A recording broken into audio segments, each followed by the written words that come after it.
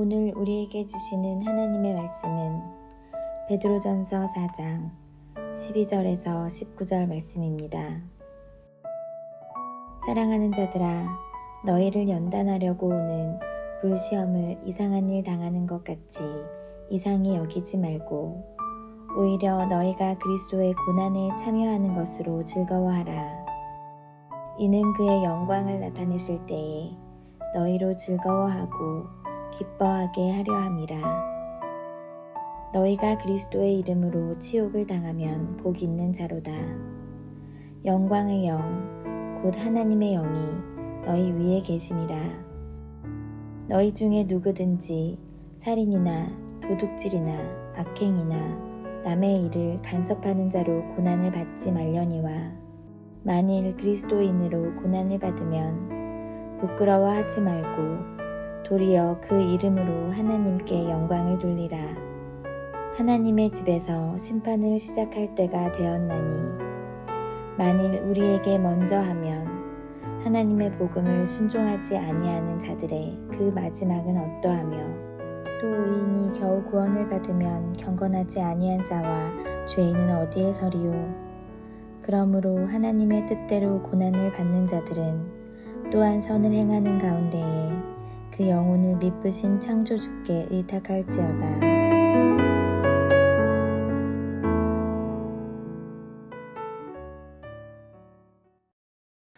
베드로전서 3장 13절부터는 고난에 대한 가르침입니다. 그 중에 오늘 본문인 4장 12절에서 19절의 말씀은 고난을 대하는 그리스도인의 태도는 어떠해야 되는가에 대해서 절정이다, 클라이막스라고 할 수 있습니다. 사도 베드로는 고난의 불꽃 속에서도 그리스도인들은 살아남을 뿐 아니라 그 고난을 통해 오히려 더욱더 풍성한 삶을 얻게 될 것이다 라고 말합니다. 오늘 본문의 첫 절인 베드로전서 4장 12절을 보겠습니다. 사랑하는 자들아, 너희를 연단하려고 오는 불시험을 이상한 일 당하는 것 같이 이상히 여기지 말고. 12절에 불시험이라고 번역된 헬라어가 프로시스라는 단어입니다. 그런데 이 단어 앞에 정관사가 붙어 있다는 것을 우리가 먼저 염두에 두어야 합니다. 이것은 지금 베드로전서를 받고 있는 그리스도인들에게 머지않아 어떠한 하나의 큰 고난이 올 것을 암시하고 있기 때문입니다. 사도 베드로는 이처럼 임박해오는 큰 고난 앞에서 성도들에게 가르치기를 그 불시험은 여러분을 연단하기 위해 찾아오는 것입니다 라고 말을 했습니다. 12절을 다시 봅니다. 사랑하는 자들아, 그 다음 보니까 너희를 연단하려고 오는 불시험을.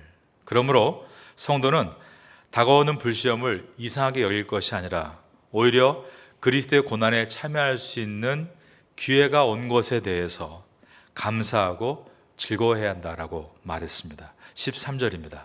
오히려 너희가 그리스도의 고난에 참여하는 것으로 즐거워하라. 이는 그의 영광을 나타내실 때에 너희로 즐거워하고 기뻐하게 하려 함이라.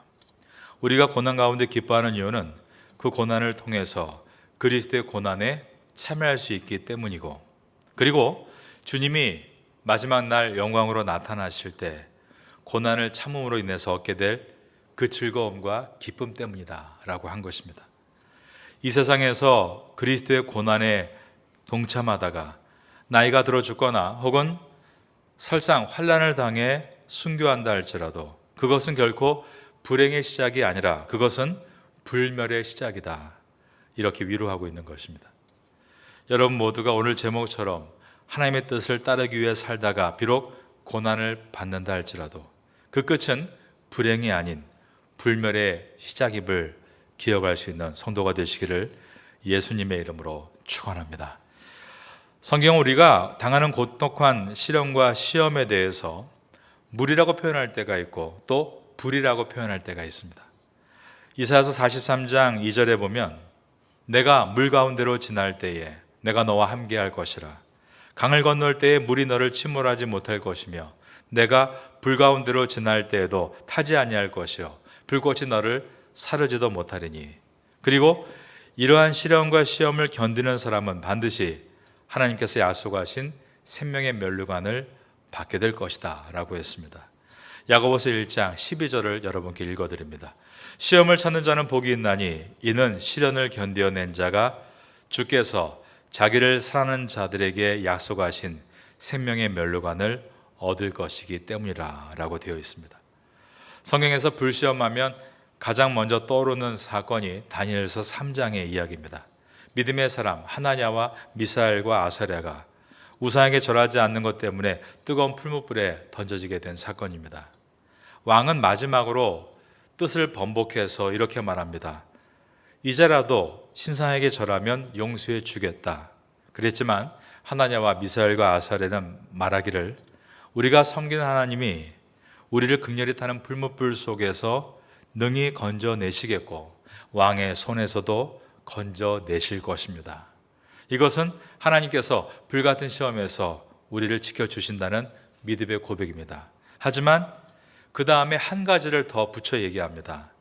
이들이 한 이 한마디가 기독교 신앙의 깊은 정의를 내리는 문장이 됐습니다. 그들은 말하기를 다니엘서 3장 18절에서 그러나 그렇게 하지 아니하실지라도 왕이여 우리가 왕의 신들을 섬기지도 아니하고 왕이 세우신 금신상에게 절하지도 아니할 줄을 아옵소서라고 말한 것입니다.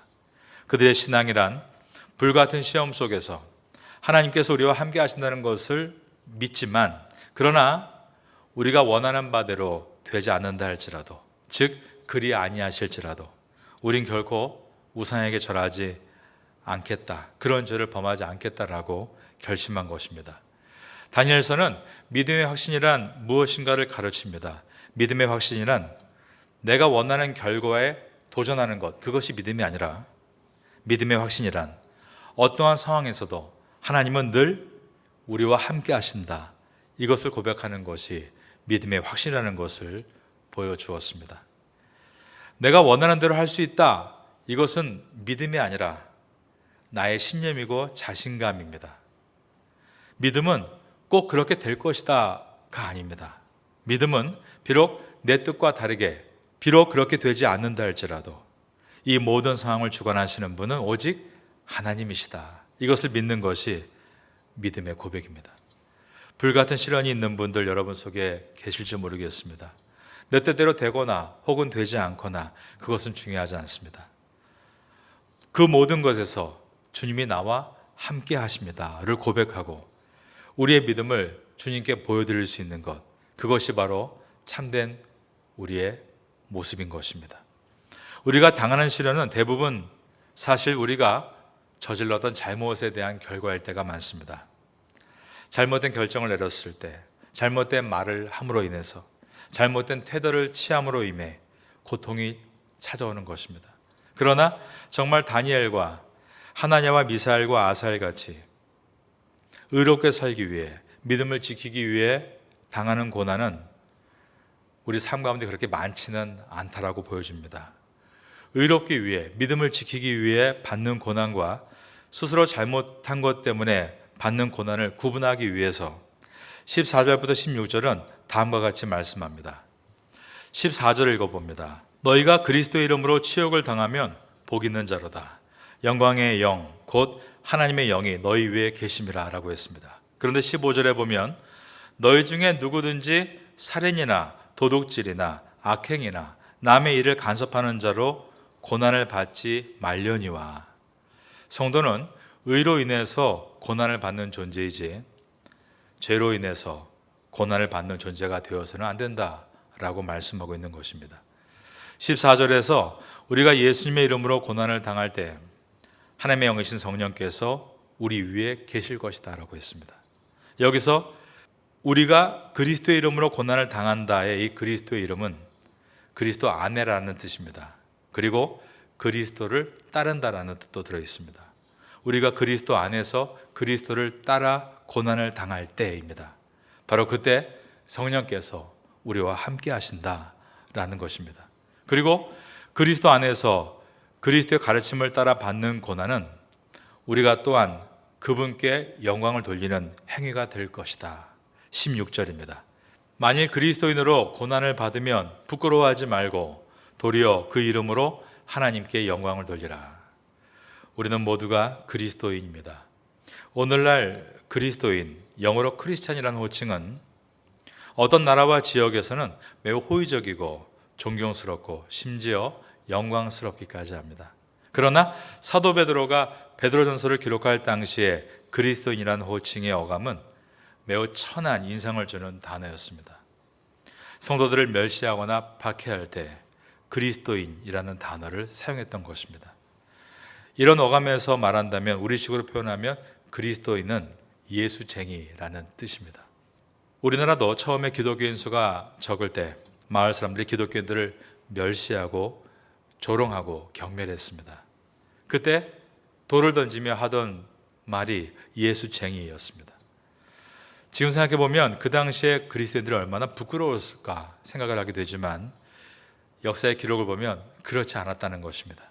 우리 믿음의 선배들은 결코 부끄러워하지 않았습니다. 오히려 자신이 그러한 그리스도인이다라고 불리는 것에 대해서 영광스럽게 여기고 그 그리스도인이 되기 위해서 세례를 받으러 국경을 넘었습니다. 1889년 그때 조선은 자국민이 기독교인이 되는 것을 법으로 금하는 법령이 있었기 때문에 33명의 첫 세례 지원자들이 세례를 받기 위해서 언더우드 선교사님과 함께 압록강을 건넜습니다. 그래서 중국에서 만주 땅에서 세례를 받았던 것입니다. 만일 그리스도인으로 고난을 받으면 부끄러워하지 말고 도리어 그 이름으로 하나님께 영광을 돌리라. 16절에 그 이름으로 라는 것은 그리스도인의 이름으로 라는 뜻입니다. 그러니까 그리스도인의 이름으로 하나님께 영광을 돌리라. 여러분이 그리스도인으로서 그리스도인답게 생활하고 있다면, 그리스도인이라는 이름으로 우리가 의로운 자리에 서 있는 것만으로도 하나님께 영광이 되고 있다는 뜻입니다. 비록 우리가 부족할 수 있습니다. 지혜가 떨어질 수 있습니다. 우리의 경제적인 형편이 좋지 않을 수 있습니다. 그러나 우리가 의의 길에 서서 이 태국 땅에서 그리스도인답게 살아가고 있다면 그 삶 자체가 영광이 될 수 있는 것입니다. 4장 17절입니다. 하나님의 집에서 심판을 시작할 때가 되었나니 만일 우리에게 먼저 하면 하나님의 복음을 순종하지 아니하는 자들의 그 마지막은 어떠하며. 이 말씀은 의를 위해 살아가는 성도들이 이 땅에서 불의한 자들에게 이러이러한 고통을 당하고 있다면, 그러면 불의로 살고 있는 그들은 마지막 때에 하나님 앞에서 어떠한 고통을 받게 될 것인가 라는 질문입니다. 성경은 세상 사람들에게 마지막 때에 하나님의 심판이 있을 것이라고 경고합니다. 그러나 성경은 예수님의 고난에 동참한 성도들에게는 하나님의 심판이 있을 것이다 라고 위로하고 있는 것입니다. 여러분, 마지막에 심판은 있습니다. 그 심판은 믿지 않는 자에게는 경고이지만 믿는 우리에게는 위로가 되는 말인 것입니다. 18절입니다. 또 의인이 겨우 구원을 받으면 경건하지 아니한 자와 죄인은 어디에 서리요. 여기서 의인은 그리스도인을 가리킵니다. 12절에서 그리스도인이라 할지라도 쉽게 구원을 얻는 것은 아니며 어려운 불과 같은 시험을 통과해야 한다라고 설명했습니다. 그런데 그러한 불과 같은 시험을 통과한 자들의 경건한 구원에 대해서 18절이 어떻게 표현하는가 하면 겨우 구원을 받았다라고 표현하고 있는 것입니다. 이 표현은 어떤 말일까요? 의인이 되어도 그러할진대, 그렇다면 경건치 않은 자들은 당연히 그 하나님의 심판을 받고 멸망당할 수밖에 없다라고 말하고 있는 것입니다. 얼핏 보면 우리 주변에 예수 믿지 않는 사람들을 향해서 하는 말씀처럼 들려지지만 사실 이 베드로전서는 고난 가운데 있는 믿음을 지키는 성도들을 향해서 쓴 서신서입니다. 이것을 기억할 때 우리가 그리스도인으로서 끝까지 방탕한 길에 빠지지 않고 걸어갈 수 있도록 우리에게 경각심을 주기 위해 하신 말씀인 것을 알게 됩니다.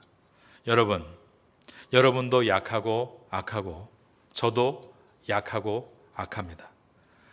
우린 누구든지 깨어있지 않으면 언제든지 방탕한 길로 빠질 수 있고 죄성에 늘 노출될 수밖에 없는 약하고 악한 존재입니다.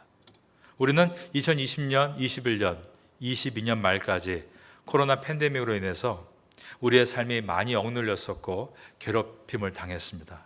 그러나 분명한 것은 그 코로나 때문에 우리의 방탕했던 삶이 많이 회복됐다는 통계가 있습니다.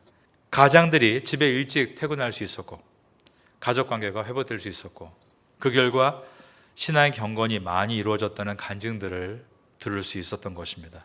하지만 여러분, 그 팬데믹이 끝나고 엔데믹이 됐을 때 어떠한 모습이 되었는가 우리가 지금 보고 있습니다. 사람들은 어떻게 돌아갔습니까? 한번 우리 주변을 돌아보기 바랍니다. 여러분의 가족을 한번 돌아보시기 바랍니다. 또한 여러분의 자신도 돌아보시기 바랍니다. 이미 말씀드린 대로 우리 모두가 약하고 악합니다. 혹시 우리가 육체의 정욕대로 살지 못하는 것이 정말 우리가 경건해서가 아니라 그런 기회를 만나지 못해서 그랬던 것은 아닌가? 내가 아프고 병들고 어렵고 그러한 나의 제약이 나의 욕구를 충족시키도록 하지 못한 것일 뿐 오직 우리가 또 그러한 형편의 나아짐이 있을 때 또 세상으로 돌아가고 있다면 우리는 신앙적으로 전혀 성장하지 못한 것입니다. 성도는 육체의 정욕에 취하지 않고 오직 성령에 취해야 합니다. 술에 취하면 짐승을 닮게 되지만 성령에 취하면 그리스도를 닮게 되기 때문입니다. 술에 취한 결과는 방탕으로 나타나지만 성령 충만의 결과는 반드시 절제로 나타나기 때문입니다. 우리가 그토록 염원하고 있는 팬데믹이 지나갔습니다. 그러한 다음에 우리는 정말 성숙한 자유를 누리고 있는가? 성숙한 자유는 방종이 아니라 절제에서 나옵니다. 그러기 위해서 우리는 말씀과 기도가 있는 예배 생활이 우리의 삶의 파운데이션이 되어야 하는 것입니다. 기도는 하나님 앞에 눈을 감는 행위입니다. 우리는 하루 종일 눈을 뜨고 살고 있습니다. 그런데 육체의 눈을 뜨고 있는 것이 늘 깨어있다는 뜻은 아니라는 것을 우리가 잘 알고 있는 것입니다. 성도는 기도할 때 깨어날 수 있습니다. 진정으로 깨어나기 위해서 주님 앞에 우리의 눈을 감는 것입니다. 그러므로 기도는 눈을 감는 행위가 아니라 우리의 마음의 눈을 뜨는 행위입니다. 올해가 가기 전에 우리의 눈이 더 떠지기를 저는 기도하고 있습니다. 내년도 미룰 수 없습니다. 올해 우리가 잘 준비하면 하나님께서 준비된 우리를 통하여서 내년에 이 파타야 땅에 놀라운 은혜의 물줄기를 트실 때 우리를 사용해 주실 줄로 믿습니다. 여러분 모두가 하나님 앞에서 이러한 모습으로 설 수 있게 되기를 주님의 이름으로 축원합니다. 마지막 19절입니다. 그러므로 하나님의 뜻대로 고난을 받는 자들은 또한 선을 행하는 가운데에 그 영혼을 미쁘신 창조주께 의탁할지어다. 이 말씀은 그리스도인으로서 의의 길을 걸어가려고 할 때 찾아오는 시련과 고난들은 1차적으로 하나님의 뜻 안에 있다는 것을 잊지 말아야 한다는 뜻입니다. 그러므로 하나님의 뜻대로 고난을 받는 자들은 이라고 되어 있습니다. 또한 선을 행하는 가운데 그 영혼을 미쁘신 창조주께 의탁할지어다. 하나님의 뜻이란 다니엘을 사자굴에서 지켜주시고 하나냐와 미사엘과 아사랴를 풀무불에서 지켜주신 것 같이 하나님께서 모든 그리스도인들 가운데 함께 계시고 지켜주시는 것이다. 이것을 잊지 말라고 한 것입니다. 그러므로 하나님의 뜻대로 고난을 받는 자들은 또한 선을 행하는 가운데, 즉 그것을 믿고 끝까지 의의 길을 걷는 가운데, 거기에 보니까 그 영혼을 미쁘신 창조주께 의탁할지어다. 여기서 의탁하다 헬라어로 파라디테 스토산이라는 단어가 쓰이고 있습니다. 여러분 이 뜻이 어떤 뜻인지 아십니까? 예금하다, 맡기다라는 뜻입니다. 은행과 관련된 단어가 여기에 들어 있습니다. 신뢰성과 안전성을 보여주는 것입니다.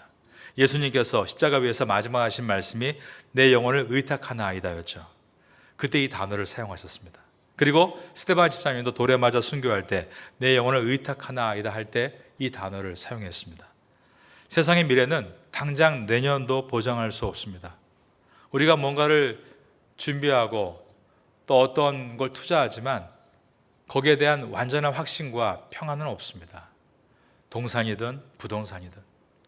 그러나 성도의 미래는 가장 안전하게 보장되어 있다는 것입니다.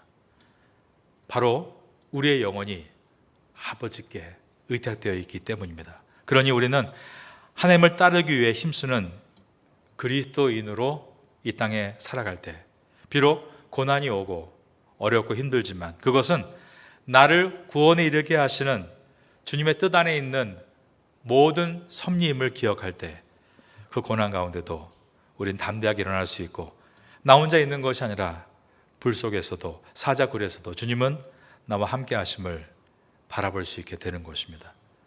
그러면서 마지막에 우리도 이렇게 주 앞에 외치고 싶습니다. 내 영혼을 미쁘신 창조주께 의탁하나이다. 가장 신뢰할 수 있고 가장 안전할 수 있는 우리 주님께 의탁하고 나아갈 수 있는 성도가 되라고 오늘 이 말씀을 주신 줄로 믿습니다. 우리가 이 베드로전서를 지나면서 가장 어려운 고난이 눈앞에 있었습니다. 네로 황제의 박해입니다. 그러나 베드로는 담대하게 외칩니다. 모든 고난은 그 어떤 것도 하나님의 주권 밖에 있는 것은 없습니다. 하나님께서 우리와 함께 하시는 것입니다. 그 고난은 우리를 오히려 유익하게 변화시킬 것입니다. 우리의 모든 영혼을 주님께 의탁하십시오. 그 의탁은 세상의 어떤 것과도 비교할 수 없는 가장 안전하고 신뢰 있는 하나님의 품입니다 라고 고백하는 것이 베드로전서 4장의 말씀입니다. 이 말씀을 붙들고 감사하시며 오늘도 기도하시고 그 은혜로 살아갈 수 있게 되기를 예수님의 이름으로 축원합니다.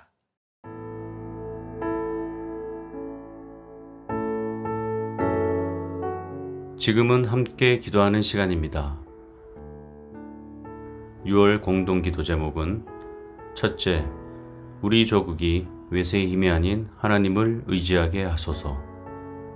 둘째, 조국교회가 사명을 잘 감당하도록 힘을 주소서. 셋째, 태국교회가 부흥할 수 있도록 역사하소서. 넷째, 세계 한인 목회자 디아스포라 포럼을 은혜 가운데 잘 마치게 하소서. 말씀을 붙잡고 기도하는 귀한 시간 되시기를 소망합니다.